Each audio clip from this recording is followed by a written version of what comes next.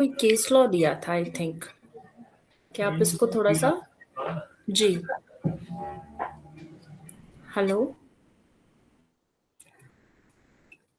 Madam. Hello. Yes madam, हाँ दिया था। जी, हाँ, दिया था ना। हाँ जी, तो बताइए क्या देखा आपने उसमें। उसमें एक जो है बस्टर्ड नाम का एक बर्ड था, जो कि हाँ पहले 1,000 उसकी स्पेसिस थी। वो एंडेजर्ड बर्ड है आज के दिन, और उसकी हाँ जी स्पेसिस जो है 150 रह गई है। उसके हाँ लिए कोई M.K. सिंह ने जो है वो डाला था कोर्ट केस हम्म 2019 में। तो हाँ जी उसमें उसने मैं 21 में डिसीजन दिया कि जितना भी पावर लाइन और ये प्रोजेक्ट है, इनको यहाँ से इस एरिया से रिमूव कर दिया हम्म जाए। फिर हम्म गवर्नमेंट ने जो है कहा कि ये जो हमारी ग्रीन एनर्जी का जो प्रोजेक्ट है, ये हम्म फेल हो जाएगा, तो इसको रिकंसिडरेशन के लिए डाला, उन्होंने रिव्यू पिटीशन डाली हाँ सुप्रीम जी। कोर्ट। और अच्छा 21 में जो है फिर एक 24 में कमेटी बनाई मार्च में। हम्म 11 हम्म मेंबर की एक्सपर्ट कमेटी बनाई गई। जी उस एक्सपर्ट कमेटी ने अपनी रिकमेंडेशंस दी। हाँ उसमें कहा गया ठीक कि है। भाई एक तो जो हाई लेवल के लाइंस हैं उनको अंडरग्राउंड कर दिया जाए, एक हम्म कॉरिडोर डेवलप किया जाए, हम्म और जो बाकी यहाँ से जो है ना पावर प्रोजेक्ट आगे कोई भी यहाँ नहीं आएगा 2 मेगावाट से बड़ा। हाँ जी ठीक है। ये उन्होंने रिकमेंडेशन दी और सुप्रीम कोर्ट ने ये सारी की सारी रिकमेंडेशंस मान ली।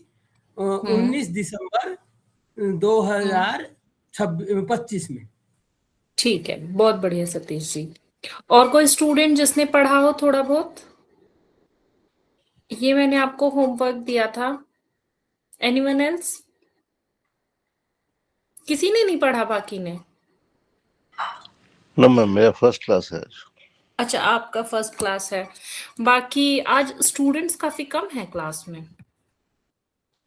मैच देख रहे हैं। चलिए। और कोई कोमल जी, राहुल जी, यशवीर जी, कुलदीप, सूर्य प्रकाश। हाँ जी, मैडम बताइए। जी जी जी जी। मैडम गलती होगी, होली मनाने में रह गए। चलिए कोई बात नहीं, कोई नहीं, ये मैंने आपको इसलिए दिया था। ठीक है, मुझे आपको कोई हैरेस नहीं करना था। नहीं नहीं नहीं मैंने मैडम, इसलिए उसमें आपकी गलती नहीं, आपने जो किया वो हमारे लिए, हमारे बेनिफिट के लिए ही किया था। हाँ, क्योंकि थोड़ा सा आप टच में रहे। बाकी कोई बात नहीं, होली थी सो आई कैन अंडरस्टैंड, हर कोई बिजी रहता है, मैं भी बिजी थी, कोई बात नहीं। चलो हम पढ़ना शुरू करते हैं अब। आज अभी हमारा ना पुराने वाला ही टॉपिक अभी चल रहा है, तो हम आज पहले उसी को कंप्लीट करते हैं। एक सेकेंड।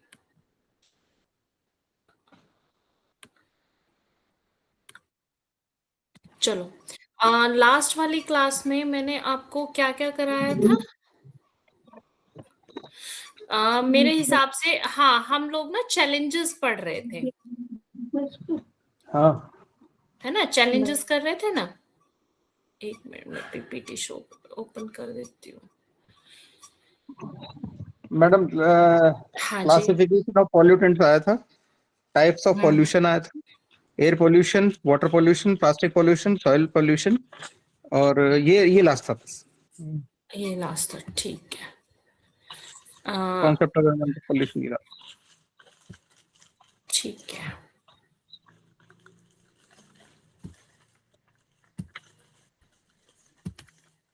स्क्रीन विजिबल है। विजिबल है।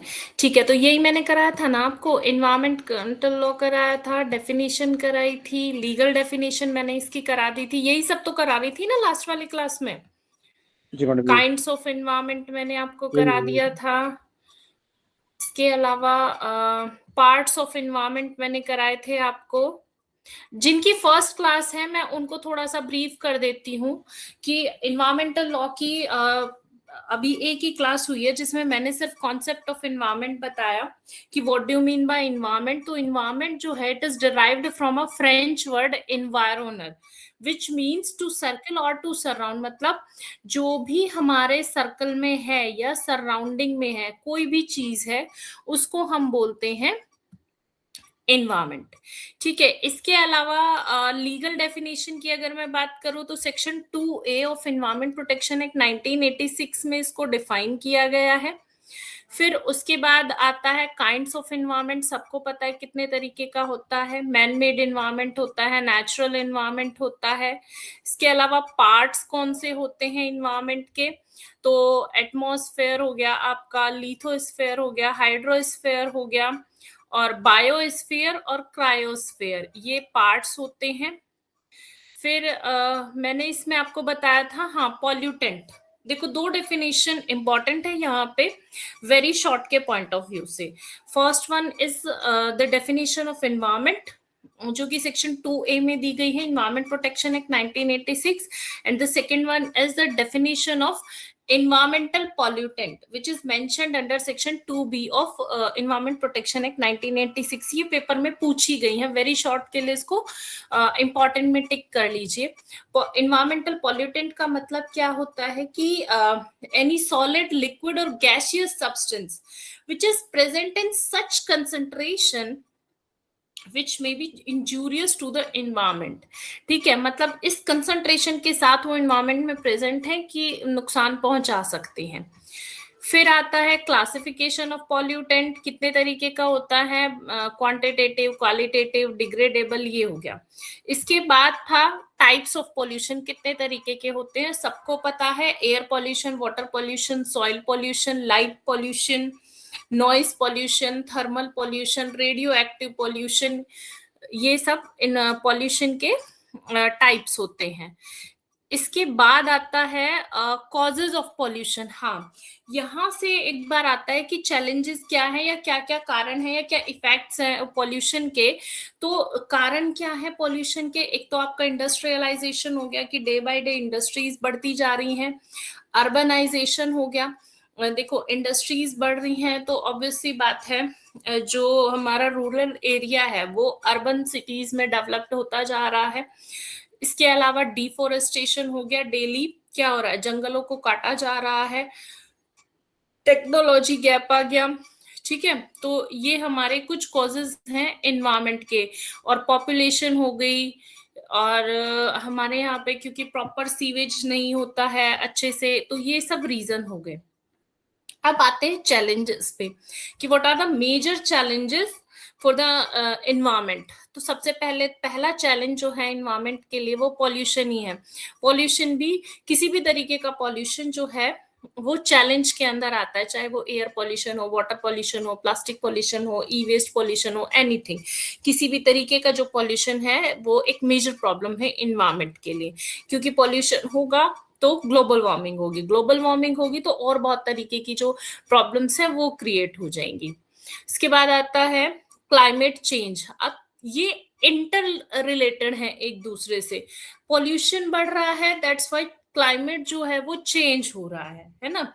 क्लाइमेट चेंज हो रहा है तो हमारा बायोडाइवर्सिटी का लॉस हो रहा है, बहुत बड़ी मात्रा में बायोडाइवर्सिटी लूज हो रही है।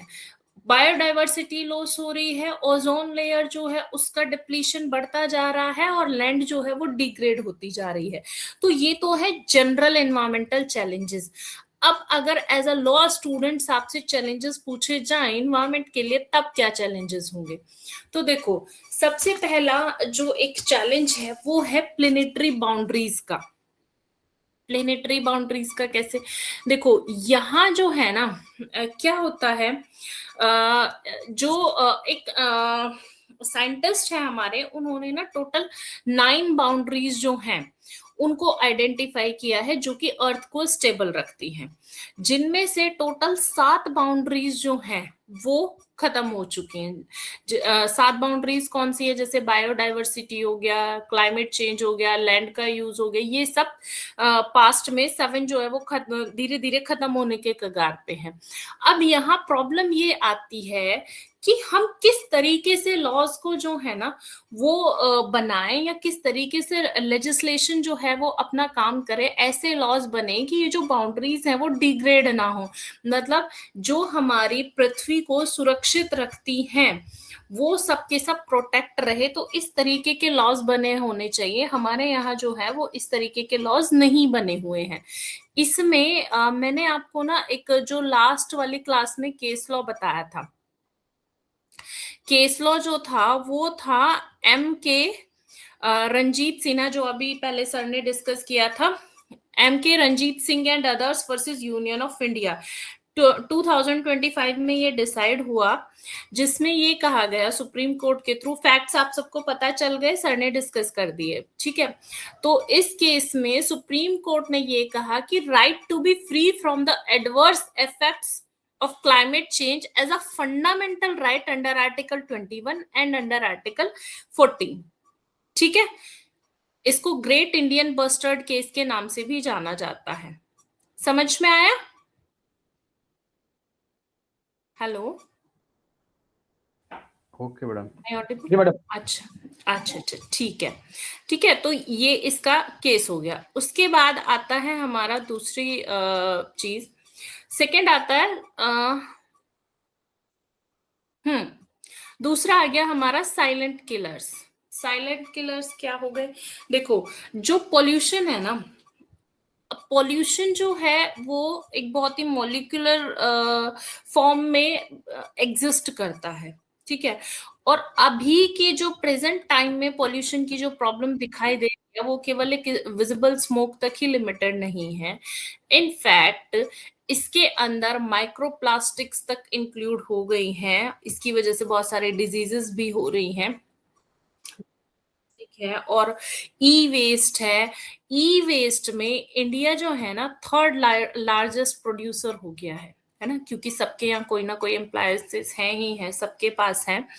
तो अब इसको डील करने के लिए क्या करना चाहिए? इसको डील करने के लिए ही जैसे हमारी एक कॉर्पोरेट सोशल रिस्पॉन्सिबिलिटी होती है, सेम वैसे ही जो कंपनीज इन प्रोडक्ट्स को बनाती हैं उनके लिए एक एक्सटेंडेड प्रोड्यूसर रिस्पॉन्सिबिलिटी होनी चाहिए, ईपीआर होनी चाहिए, जो कि प्रोडक्ट की एंटायर लाइफ के लिए रिस्पॉन्सिबल हो, even after it's throne up, उसके फेंकने के बाद भी उनकी रिस्पॉन्सिबिलिटी ताकि बनी रहे। तो इस तरीके से ये एक लायबिलिटी जो है बहुत ही स्ट्रिक्टली इम्पोज की जानी चाहिए। फिर उसके बाद नेक्स्ट चैलेंज हमारा आता है क्लाइमेट राइट्स गैप। अब देखो, इंडिया ने क्या किया है, सुप्रीम कोर्ट ने अभी जो मैंने केस का नाम बताया था आपको, एम के रंजीत सिंह वाला, वहां पे भी क्लाइमेट को लेकर के बात करी, यानी इन्वायरमेंटल जो पोल्यूशन है वो नहीं होना चाहिए। Right to get the pollution free environment is a fundamental right under article 14 and 21, ठीक है। तो वैसे ही अब प्रॉब्लम क्या होती है? अब प्रॉब्लम ये है कि हमारे लॉज हो चुके हैं, ठीक है, 1980s में लॉ बने थे। अब देखो हम किस लॉ से चल रहे हैं, इन्वायरमेंट प्रोटेक्शन एक्ट 1986 में बना, वाटर एक्ट आया था 1974 में, फॉरेस्ट एक्ट आया था 1927 में, ठीक है, वाइल्ड लाइफ प्रोटेक्शन एक्ट आया था 1980 में। तो उन लॉज के साथ हम अभी तक चल रहे हैं प्रेजेंट में, जब कितने साल हो चुके हैं, 2026 में हम जी रहे हैं। तो अब एक गैप भी आ चुका है, राइट्स के बीच में गैप आ चुका है, क्योंकि सोचो इतनी जनरेशन्स जो हैं वो पास्ट हो चुकी हैं, टाइम बदल चुका है, हमारे सामने जो चैलेंजेस हैं रिलेटेड टू द एनवायरनमेंट वो भी चेंज हो चुके हैं। तो अब हमें क्या करना है कि नए लॉज लाने चाहिए जो कि अभी के टाइम के अकॉर्डिंगली फिट बैठ सके। अभी के समय में जो एनवायरमेंटल प्रॉब्लम है वो केवल ओजोन लेयर डिप्लीशन नहीं है, बल्कि ग्लेशियर्स जो हैं they are melting day by day, रोज पिघल रहे हैं, और एक्सट्रीम हीट वेव्स चलती हैं। आप सोचो, चलिए ये तो मैं इतने साल पुरानी बात कह रही हूँ कि लॉज हमारे 1986 के हैं, अब भी रिसेंटली कुछ सालों में भी हीट वेव्स कितनी ज्यादा चली, कितनी ज्यादा गर्मी होती है। लास्ट ईयर देख लो कितनी गर्मी थी, उससे पहले देख लो कितनी गर्मी थी, डे बाय डे गर्मी बढ़ रही है। और जो विंटर सीजन का जो स्पैम है वो शॉर्ट होता जा रहा है और समर का स्पैम बढ़ता जा रहा है, और गर्मी भी कैसी भयंकर गर्मी, 50-50 डिग्री सेल्सियस तक टेम्परेचर जा रहा है। तो उस समय पे जब ये लॉज बने थे 1972 में, जब स्टॉकहोम डिक्लेरेशन हुई थी, तब हमारे सामने मेजर प्रॉब्लम थी ओजोन लेयर डिप्लीशन की, कि हमें उस ओजोन लेयर को ना मेंटेन करना था, ठीक है, उसको प्रोटेक्ट हमें करना था। लेकिन अब उसके बाद से तो और भी बहुत सारी प्रॉब्लम्स बढ़ गई हैं, ई वेस्ट की प्रॉब्लम बढ़ गई है, रेडियो एक्टिव पोल्यूशन बढ़ गया है ना, और जो ग्लेशियर्स हैं वो मेल्ट हो रहे हैं, ग्लोबल वार्मिंग बहुत ज्यादा बढ़ गई है। तो अब हमारे जो लॉज हैं वो प्रेजेंट सिचुएशन के अकॉर्डिंगली होनी चाहिए, ना कि इतने सालों पुराने, ठीक है। फिर आता है नेक्स्ट, बायोडाइवर्सिटी वर्सेस एनर्जी। अब यहाँ वही ग्रेट इंडियन बस्टर्ड वाला जो केस है वो आप साइड कर सकते हो। क्यों कर सकते हो? क्योंकि ये एक अब अभी के समय का एक मॉडर्न लीगल कॉन्फ्लिक्ट हो गया है कि भाई क्लाइमेट चेंज से हम फाइट करें या फिर हम डेवलपमेंट की तरफ जाएं। क्या, क्यों? क्योंकि अभी जो है, अभी हमारा इलेक्ट्रिसिटी से तो काम नहीं चल सकता है, हमें सोलर पावर की जरूरत पड़ती है, और ये जो सोलर प्लांट्स हैं इनको लगाने के लिए बहुत सारी जगह चाहिए होती है। अब उसकी वजह से क्या हो रहा है कि जो बर्ड्स है, जो इंडेंजर्ड स्पीशीज है बर्ड्स की, वो सोलर लाइन से टकरा जाती हैं और उनकी डेथ हो जाती है।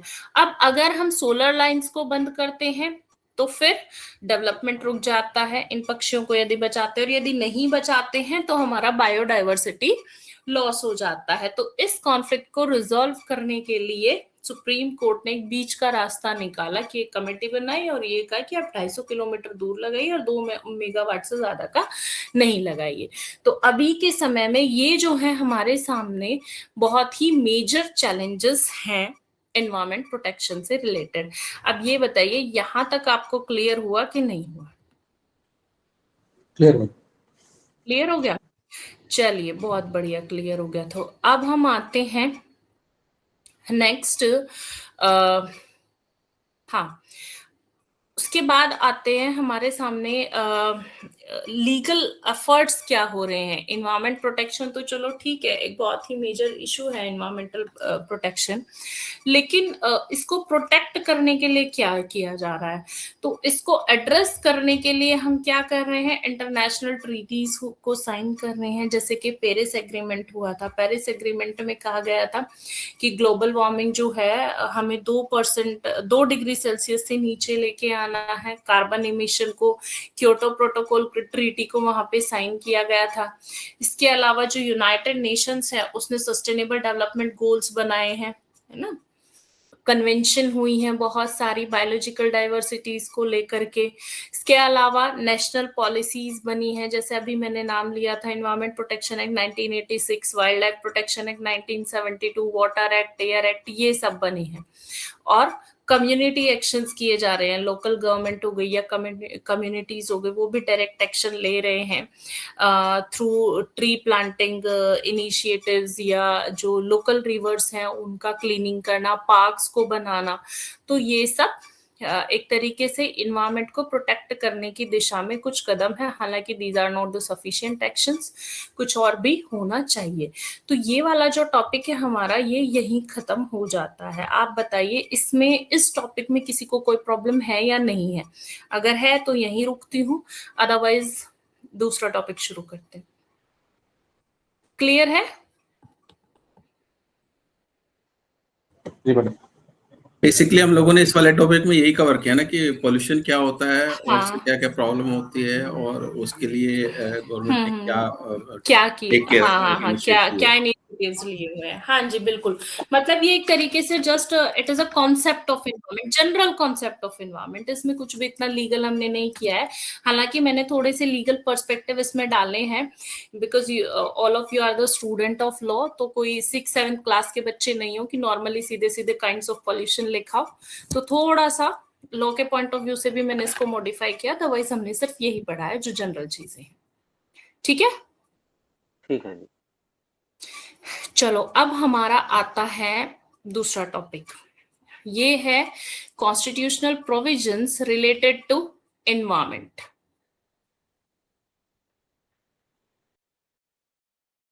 कॉन्स्टिट्यूशनल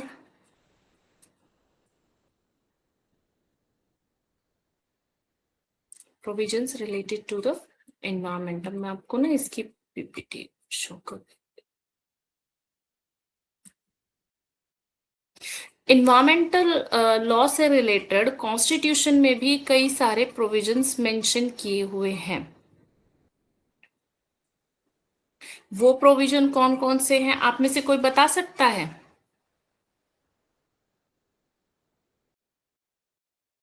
मैडम क्लियर तो नहीं है, लेकिन शायद डायरेक्टर प्रिंसिपल स्टेट पॉलिसी में है।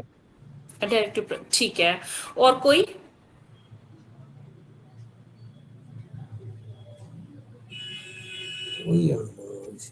नहीं बता सकते हो, चलिए कोई बात नहीं, जब तक ओपन होती है मैं आपको बता देती हूँ।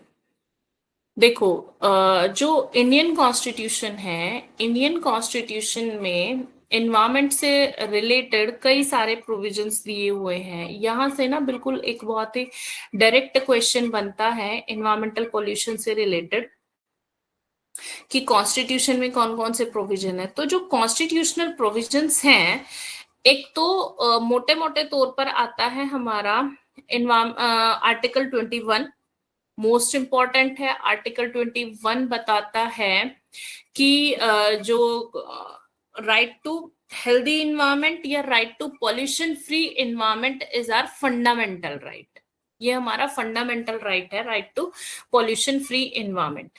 ठीक है, इसके अलावा आर्टिकल 14 हो गया, 39B हो गया, 48A हो गया, 51AG हो गए, ये कुछ हमारे पॉल्यूशन से रिलेटेड इन्वायरमेंट से रिलेटेड प्रोविजंस यहाँ पे मेंशन किए गए हैं। अब मैं आपको स्क्रीन शेयर करती हूँ।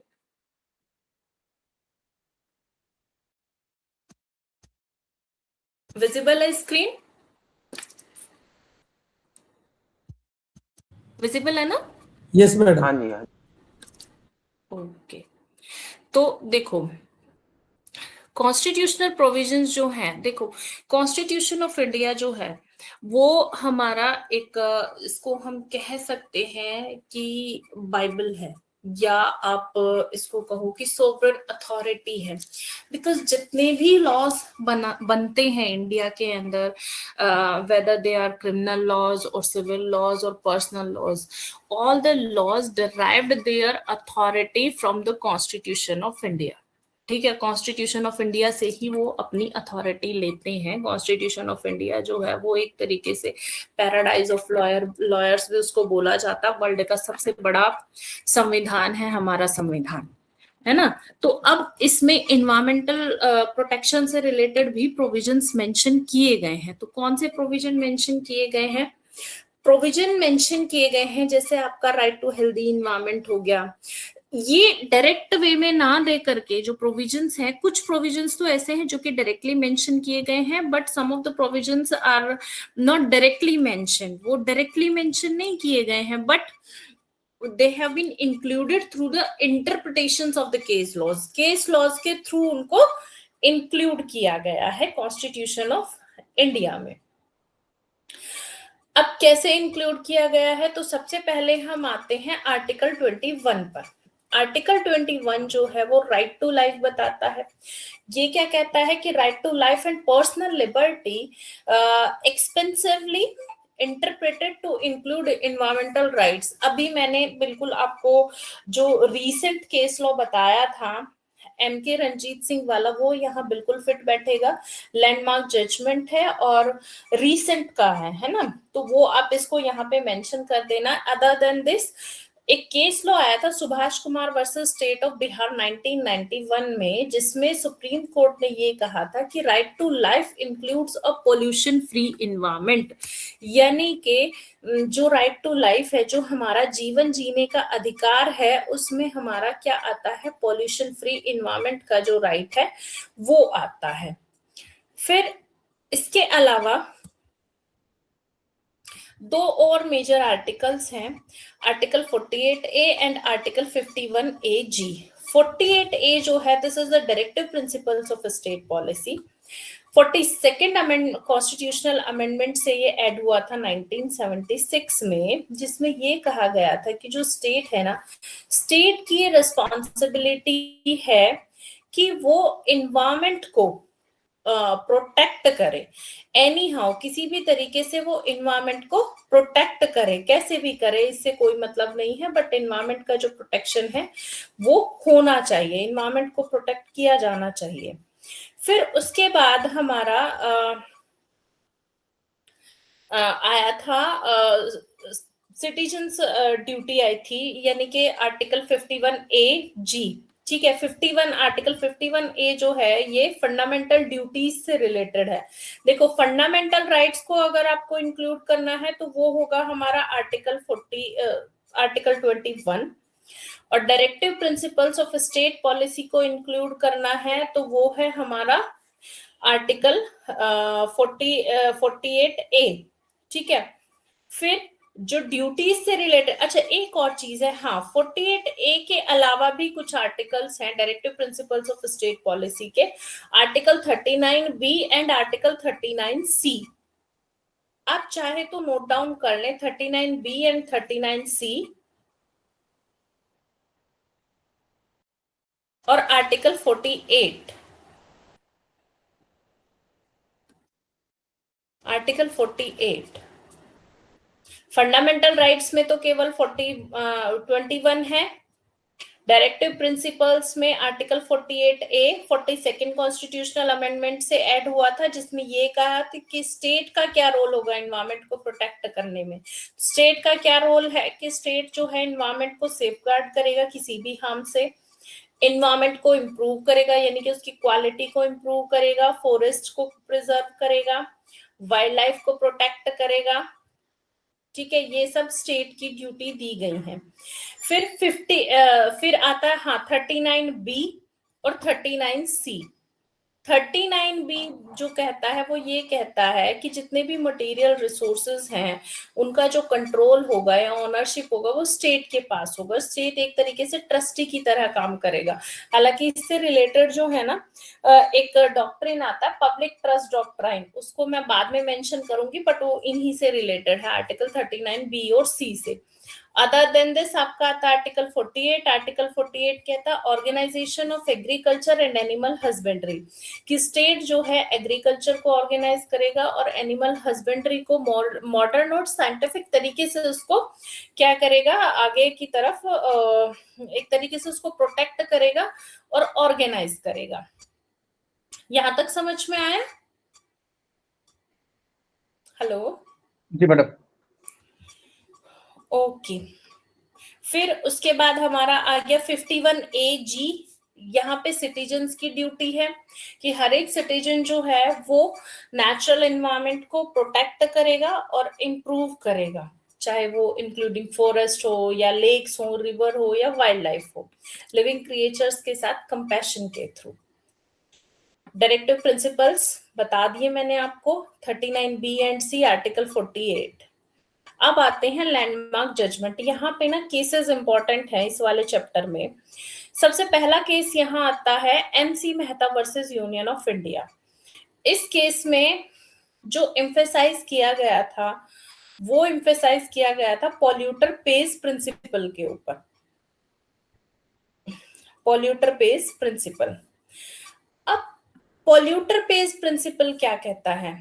देखो, पॉल्यूटर पेज प्रिंसिपल का मतलब होता है कि जो इंडस्ट्री है ना, वो अकाउंटेबल होंगी इन्वायरमेंटल डैमेज के लिए। ये जो पॉल्यूटर पेज प्रिंसिपल है ना, इसको मैं आपको डिटेल में आगे करवाऊंगी, क्योंकि यहाँ से एक अलग क्वेश्चन बनता है कि what is the polluter pay principle, या define polluter pays principle with the relevant case laws, इस तरीके से क्वेश्चन आता है। अदरवाइज ये सस्टेनेबल डेवलपमेंट का एक पार्ट बन जाता है।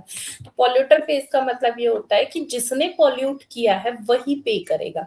इट मींस कि जो भी इंडस्ट्रीज है they will be accountable for environmental damage, ठीक है, जो भी उन्होंने इन्वायरमेंट को डैमेज पहुंचाया उसके लिए वो अकाउंटेबल होंगी। सो इसलिए वो क्या करेंगी, जो भी कॉस्ट आएगी रेमेडी की, है ना, उसको रिपेयर करने की और रेमेडियल कॉस्ट जो भी होगी वो इंडस्ट्रीज को पे करनी होगी। इसी केस में एक और दूसरी चीज आई थी कि यहाँ पे इन्वायरमेंटली फ्रेंडली जो मेथड्स थे उनको अडॉप्ट किया गया था इस केस के अंदर। मतलब जो सस्टेनेबल प्रैक्टिसेस थी, सस्टेनेबल का मतलब समझते हो कि बिना एनवायरनमेंट को नुकसान पहुंचाए आप अपना डेवलपमेंट करो, ठीक है, इस तरीके की प्रैक्टिसेस अपनाओ कि एनवायरनमेंट को नुकसान भी ना पहुंचे और आपका काम भी हो जाए। तो इन प्रैक्टिसेस को इंप्लीमेंट करने की बात कही गई थी MC Mehta versus Union of India के केस में।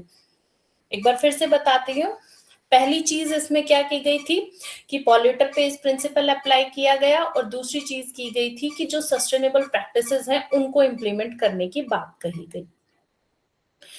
उसके बाद जो नेक्स्ट केस यहाँ पे आता है वो आता है Maneka Gandhi versus Union of India का केस, है ना। मेनका गांधी वाले केस में क्या कहा गया था, मेनका गांधी में ना आर्टिकल 21 का जो इंटरप्रिटेशन है वो उसको बहुत ही एक्सपेंड कर दिया गया था, और ये कहा था कि जो राइट टू लाइफ है it includes right to live with human dignity which encompasses a clean environment. मतलब के राइट टू लाइफ में right to live with dignity का राइट है और साथ में क्लीन एनवायरनमेंट का भी राइट है राइट टू लाइफ में। इसके अलावा नेक्स्ट केस जो आता है वो आता है Vellore citizens welfare forum versus Union of India. Vellore citizens welfare forum versus Union of India. अब यहाँ पे क्या हुआ था, वेल्लोर सिटीजन वाले केस में दो चीजें हुई थी। एक तो क्लीन एनवायरनमेंट के राइट को इन्होंने रिकॉग्नाइज किया, मतलब फंडामेंटल राइट को रिकॉग्नाइज किया। दूसरा सस्टेनेबल डेवलपमेंट को इन्होंने प्रमोट किया, यानी कि वेल्लोर जजमेंट में इकोनॉमिक ग्रोथ के बारे में बात की गई, और इकोनॉमिक ग्रोथ भी कैसी, एक बैलेंसिंग इकोनॉमिक ग्रोथ के बारे में बात की गई ताकि एनवायरनमेंट जो है वो प्रोटेक्ट रह सके, और साथ ही साथ right to a clean environment को एज अ फंडामेंटल राइट जो है वो रिकॉग्नाइज किया गया वेल्लोर सिटीजन के केस में। क्लियर हो रहा है कि नहीं हो रहा? हेलो, ठीक है मैडम, मैडम क्लियर है। मैडम एक रिक्वेस्ट है, ये केस लॉ अगर आप स्लाइड ये शेयर कर दें। हाँ बिल्कुल शेयर करूंगी, मैं अभी आपके साथ कुछ और भी शेयर करूंगी, डोंट वरी, मैं पूरी स्लाइड आपको शेयर कर दूंगी, कोई दिक्कत नहीं है, ठीक है। अच्छा, दूसरा आता है हमारा Indian council for enviro legal action versus Union of India. आप ना ध्यान से सुनते रहो ये केस लो, क्योंकि अभी आपके लिए मैंने कुछ सरप्राइज रखा है, ठीक है। Indian council for enviro legal action versus Union of India 1996 का ये केस था। इसमें क्या कहा गया इंडियन काउंसिल वाले में कि जो इंडस्ट्रीज हैं उनको भी ना एनवायरमेंटल रेगुलेशंस को मानना चाहिए गवर्नमेंट की, क्योंकि ये ड्यूटी बनती है कि वो एनवायरमेंट को प्रोटेक्ट करे, इसलिए इंडस्ट्रीज को भी रेगुलेट किया जाना चाहिए, ये इस केस में कहा गया। फिर सबसे इंपॉर्टेंट आता है नर्मदा बचाओ आंदोलन वर्सेस यूनियन ऑफ इंडिया। जो ये नर्मदा बचाओ वाला केस था ये 2000 का केस था। यहाँ पे जो नर्मदा बचाओ आंदोलन केस था इसमें क्या किया गया था, चार चीजें यहाँ पे इंक्लूडेड थी। एक तो यहाँ पे जो प्रोजेक्ट लगाया जा रहा था वो विदाउट एनवायरमेंटल रिव्यू के लगाया जा रहा था, कोई रिव्यू नहीं किया गया था, अनअसेस्ड डेवलपमेंट प्रोजेक्ट था।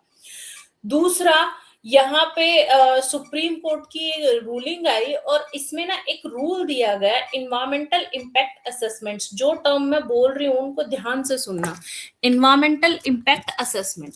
इस केस में ये कहा गया कि भाई आप जो भी प्रोजेक्ट बनाते हैं, है ना, इंडस्ट्रियलिस्ट जो भी प्रोजेक्ट बनाते हैं उनको ना पहले एक असेस कर लेना चाहिए। एक्चुअली एक सर्टिफिकेट इशू करती है अथॉरिटी, जहां पे ये दिया जाता है कि भाई इस प्रोजेक्ट के लगने से कितना ज्यादा इन्वायरमेंट पे इम्पैक्ट पड़ेगा, एक आइडिया लग जाता है, उसको हम बोलते हैं इन्वायरमेंटल इम्पैक्ट असेसमेंट। तो ये सर्टिफिकेट जरूर प्रोजेक्ट लगने से पहले ले लिया जाना चाहिए, जो भी इंडस्ट्रीज हैं उनके थ्रू।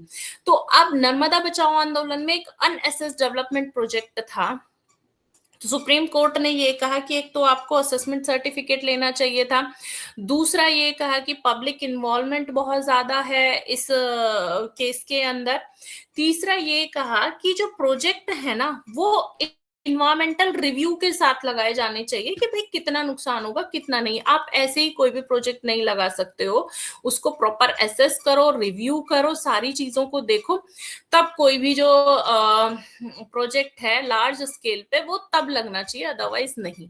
तो ये सुप्रीम कोर्ट का अपहेल्ड था इस केस के अंदर, नर्मदा बचाओ आंदोलन के अंदर।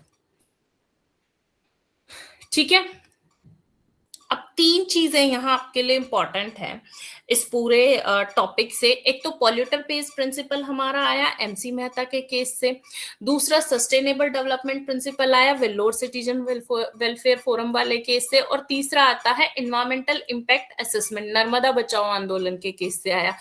ये जो तीनों मैं टर्म यूज कर रही हूँ, एक बार पूछा गया था कि what is environmental impact assessment, very short में। आप चाहे तो अगर आप घर पे हैं तो कॉपी पेन लेकर के बैठो, वेरी शॉर्ट में ये क्वेश्चन आया था कि right A short note on environmental impact assessment. तो ये वेल्लोर सिटीजन के केस से आया था इन्वायरमेंटल इम्पैक्ट असेसमेंट। अभी जो है हमारा वो सस्टेनेबल फ्यूचर की तरफ चल रहा है, तो अब आप इसको छोड़ो, एक बार फिर से मैं आपको रिवाइज करवा देती हूँ ये वाला टॉपिक, क्योंकि ये बहुत इंपॉर्टेंट टॉपिक है। अब आप मुझे बताओगे कौन कौन से आर्टिकल्स इससे रिलेटेड है। Article 21, 39A, 48, 51।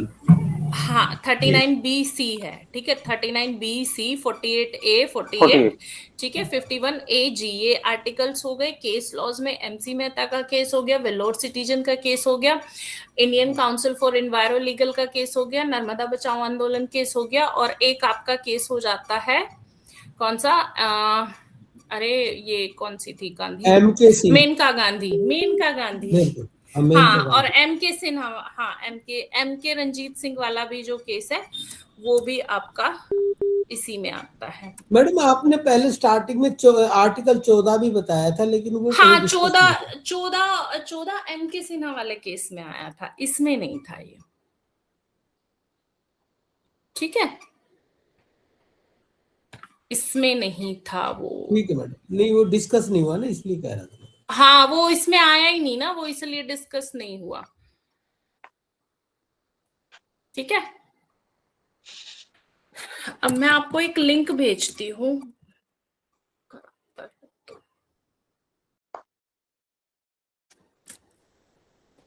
अरे इसमें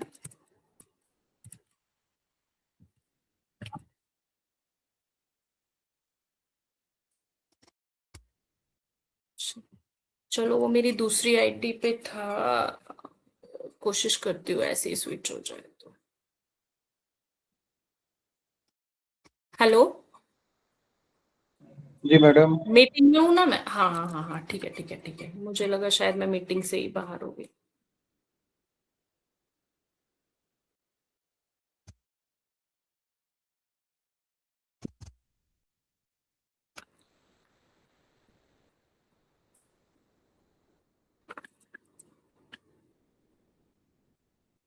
आप लोग घर पे बैठे हो या ड्राइव कर रहे हो? मैडम घर पे हैं। घर पे हो, ठीक है। मैं आपको ना इसका चैट बॉक्स में ना एक लिंक भेज रही हूँ, उसको ओपन करना एक बार। आप लोगों का चैट बॉक्स ओपन हो रहा है क्या? नहीं, नो मैम, नहीं हो मेरा रहा। भी नहीं। मैम आप व्हाट्सएप पे भेज दीजिए, व्हाट्सएप पे ओपन कर लेंगे हम लोग। ठीक है, मैं व्हाट्सएप पे आपको एक्चुअली मैं व्हाट्सएप पे भेजना नहीं चाह रही थी, पर अब मेरे पास कोई ऑप्शन ही नहीं है, पता नहीं क्यों नहीं लिंक ओपन हो रहा। आपका 4th सेमेस्टर का ग्रुप है ना? हेलो जी मैडम। हाँ जी हाँ जी। ठीक है, एक सेकेंड, मैं आपको ना व्हाट्सएप पे भेजती हूँ 4th सेम वाले ग्रुप में। इसमें ना एक क्विज है, ठीक है, और वो अभी के इसी टॉपिक से रिलेटेड आपकी है, तो आप उसको ना अटेम्प्ट करके देखना। 4th सेम का कोई ग्रुप नहीं है मैम, पुराना ही ग्रुप है। कोई ग्रुप नहीं है मैडम ये 24 का होगा ना, 2024। ये कंप्लीट हो गया है। उसके बाद नेक्स्ट वाला जो टॉपिक होगा वो होगा provisions related to the criminal procedure code. हालांकि क्रिमिनल प्रोसीजर कोड से रिलेटेड प्रोविजंस मैं आपको नहीं कराऊंगी, क्योंकि अब वो तो खत्म हो चुका है, हमारा रिपील हो गया पूरा का पूरा कोड। हालांकि सिलेबस में अभी भी क्रिमिनल प्रोसीजर कोड मेंशन है, बट मैं आपको भारतीय नागरिक सुरक्षा संहिता के प्रोविजंस कराऊंगी which are related to the environment protection. ठीक है, और इसकी स्लाइड मैं आपको शेयर कर दूंगी। पता नहीं मैं कैसे आपके ग्रुप में हूं ही नहीं, मेरे पास कोई मैसेज नहीं आया, क्या चक्कर है। ये 25 to 27 वाला ग्रुप है क्या आपका? Yes madam. आप रिवाइज कर लेना। ओके ठीक। Okay, bye, good night. Madam